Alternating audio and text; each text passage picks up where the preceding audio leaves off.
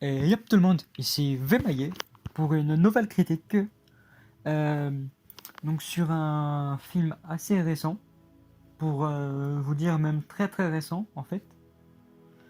Donc c'est un film assez spécial. En fait c'est un film qui a eu une tournure assez spéciale. De base ce film donc devait sortir le 25 mars au cinéma. Et vous savez très bien qu'on est en plein confinement et donc les cinémas étaient fermés en France. Aux États-Unis, il est sorti au cinéma, mais il a pas resté, je crois qu'une semaine ou deux, il est pas resté bien longtemps. Et donc ce 25 mars-là, à la place de sortir au cinéma, il a été mis de suite en VOD et streaming. Donc c'est assez spécial, mais bon, hein, on fait avec ce qu'on peut. Et donc ça me rappelle aussi, en parlant de ça, restez bien chez vous et ne sortez pas, ou en cas où, avec une attestation, et pas longtemps, si c'est pour des trucs importants comme les courses, tout comme ça. Je sais que tout le monde vous le répète, mais c'est très important si on veut enfin pouvoir sortir assez rapidement de ceci. Et donc reprendre notre vie normale et pouvoir être tranquille avec ce problème-là, avec ce virus, parce que même là, ça touche tous les films.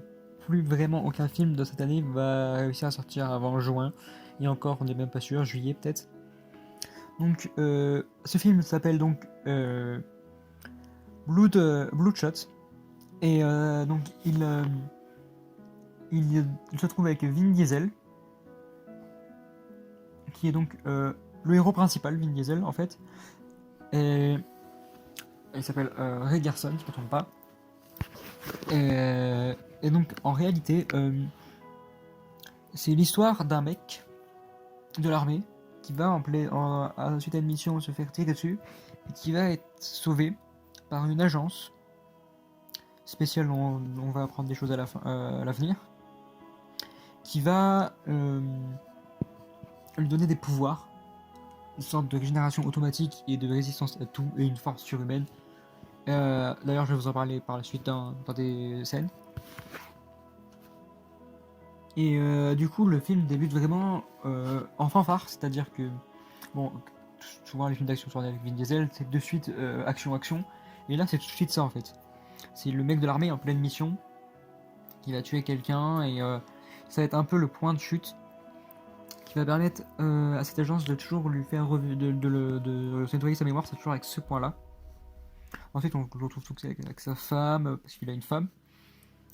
Et ils vont vivre leur vie, ils vont coucher ensemble pour une nuit et tout. Et ensuite, ben, il y a des gens qui vont essayer de l'attaquer. Et il va se faire tirer dessus par un mec qui va d'ailleurs tuer sa femme.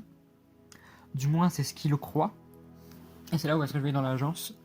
Et il va retrouver donc Katie, une autre jouée par Elsa Gonzalez, qui est quelqu'un d'autre qui a été modifié, qui a des pas vraiment de pouvoir, mais qui a été modifié, tout comme le chef qui s'est joué par Guy Pearce, je ne sais plus son nom, et plusieurs de ses collègues aussi, joué par Sam Egan et Toby Kebbell, entre autres, et Alex Hernandez aussi.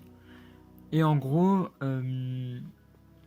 son premier but à son réveil, donc il va découvrir qu'il a des pouvoirs et tout, donc il va essayer de frapper un punching ball et il va le défoncer de suite. Hein. Le sable tombe par terre, il va essayer de faire ça avec un poteau, il a failli faire tomber le bâtiment, donc il se rend compte qu'il est surhumain, qu'il a une force surhumaine, puisqu'il parvient même à soulever des fois peut-être 100 kg voire plus à l'une main. Et voire très plus, je dirais même qu'il a soulevé tous les poids possibles dans la salle, donc ça peut être du 200 kg ou 300, on sait pas. Et ça lui donne des veines encore plus fortes que celles de The Rock ou des mecs ultra musclés que pire que Schwarzenegger. Quoi. Donc c'est là où on se rend compte qu'il est bien musclé. Et après cela, son première pensée, c'est de retrouver le mec qui a tué sa femme. Et c'est ce qu'il va faire, il va pas écouter la gente, il va tout de suite partir en volant en avion et tout pour aller détruire ce mec. Et d'ailleurs, il va aller le tuer à la fin. On se rend compte que c'est pas lui qui a tué. Il a tué un mec qui, en fait, n'était pas lui qui a tué sa femme. Parce que c'est comme ça, et ça va donner plein d'actions d'action où il va défoncer du monde et tout, et il va rien se prendre parce qu'il a pas. Bah, quand il se prend des balles, il se régénère de suite. Et ensuite, donc, il va retrouver ses collègues et tout, et il va te ramener à l'agence, et c'est là où pour encore réeffacer ses mémoires, parce qu'en fait, à chaque fois ils veulent le contrôler, donc à chaque fois qu'il va pas faire ce qu'ils veulent, ils vont essayer de réeffacer sa mémoire. Ce qui est très con, mais ce qui est l'essence du film. Et ça fait très futuriste dans ce point-là. Et c'est toujours le chef, donc Guy Pearce, qui est joué par Guy Pearce, qui va avoir cette idée-là. Et je crois que c'est un des méchants un de ses collègues, je crois que c'est celui joué par Alexandre Mendez ou par Sam Egan, qui va le réanimer à chaque fois avec le point de chute de là où le début du film pour sa mémoire. Mais bon, à chaque fois, il va retrouver sa mémoire et il va vouloir tuer le mec. Je vais donner une scène au milieu du film où dans l'agence, il va essayer de tuer ce mec-là. Et parce que il y a plusieurs mecs qui vont apparaître à chaque fois qu'il va avoir des visions sur la mort de sa femme, dont un des mecs qui est joué par Johannes Okur Johannesson, donc un acteur nordique. Et il va le tuer. C'est là aussi qu'il va rencontrer je sais plus le nom de l'acteur, pourtant c'est une réaction à chaud, mais j'ai pas trop retenu les noms parce qu'ils sont un peu difficiles. Mais c'est joué par Lamon et Maurice. Et c'est là où cet homme va essayer de lui sauver la vie grâce à une IEM. Et il va détruire aussi, il va essayer aussi d'empêcher le contrôle de l'agence. Et c'est là où en fait on va se rendre compte que l'agence c'est en fait les vrais ennemis qui veulent vraiment contrôler Bloodshot, aka Ray Garrison, aka Bloodshot, désolé. Et c'est là où il va essayer donc, c'est là où il va essayer de revoir sa femme aussi. Et il va se rendre compte qu'en fait, c'était 5 ans avant, en fait c'est 5 ans après, donc il a un enfant et un mari, ce qui va un peu lui briser le cœur, et donc avant de pouvoir parler avec elle, il va tout de suite se barrer, il va se faire attaquer par des mecs de l'agence, je crois, dont là où a tué le personnage d'Alexandre Hernandez, je crois bien. Euh, et c'est là où il va avoir pas mal d'attaques et pas mal de moments où il va essayer de se reprendre à l'agence, et l'agence va réussir à le récupérer, et vers la fin, ils vont essayer en réalité de effacer encore sa mémoire, mais sa collègue Katie est pas trop d'accord avec ça. Elle en avait marre, elle aussi, elle voulait arrêter attaquer s'en prendre un peu à l'agence, qui était en fait les vrais ennemis. Et donc elle va essayer de le débrancher, de le sauver et tout comme le personnage de la monnaie Maurice, qui est en fait un codeur et donc qui a créé le programme encore plus puissant que celui de Bloodshot, donc il va s'en servir pour s'occuper de Bloodshot et donc empêcher l'agence. Et c'est là où il va être réveillé par donc Katie. Je sais pas son nom en face, c'est toujours les initiales qu'on connaît. Et c'est là où il y a aussi Guy Pearce qui va foncer. Donc deux personnages qui sont joués par Toby Gibelli, donc Sam Egan, et vont prendre pour l'un un bras, un truc accroché au dos, il a 4 bras en plus, et un autre où il a juste, je crois, 2 bras en plus. Ils vont se battre avec Bloodshot, parce que ça doit être des scènes d'action assez fortes au début, puis ensuite mettre dans un ascenseur qui va se cracher, et donc un des deux personnages va laisser l'autre mourir. Et Bloodshot, il va être encore plus énervé, pas à cause de ça, mais parce que ça l'énervait encore plus. Et c'est là on va voir. Je connais pas trop les comics, mais je sais que dans les comics, c'est un mec avec un costume où on voit bien le cœur rouge et que ça explose bien et tout, c'est bien énervant. C'est là où on va avoir donc un personnage assez blanc avec le cœur bien rouge, bien badass, là où il va. Et là, il va défoncer le dernier mec. Et on va le retrouver là. Et donc son sang en fait c'est des nanites, on l'apprend ça dans le film. Et donc il va sortir du bâtiment et s'attaquer donc au boss, donc joué par Guy Pearce.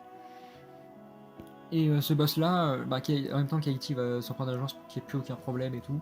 Et ce gars là en fait il va tirer l'arme sur Bloodshot qui va avoir une idée géniale.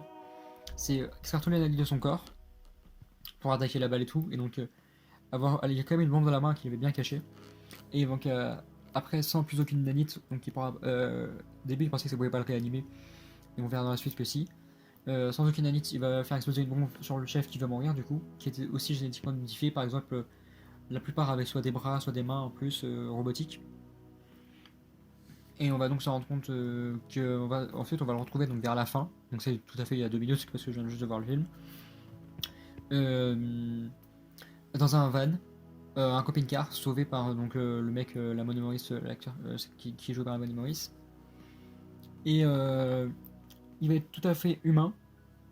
C'est toujours un mec j'ai modifié et tout à fait humain, mais il va plus jamais perdre la mémoire.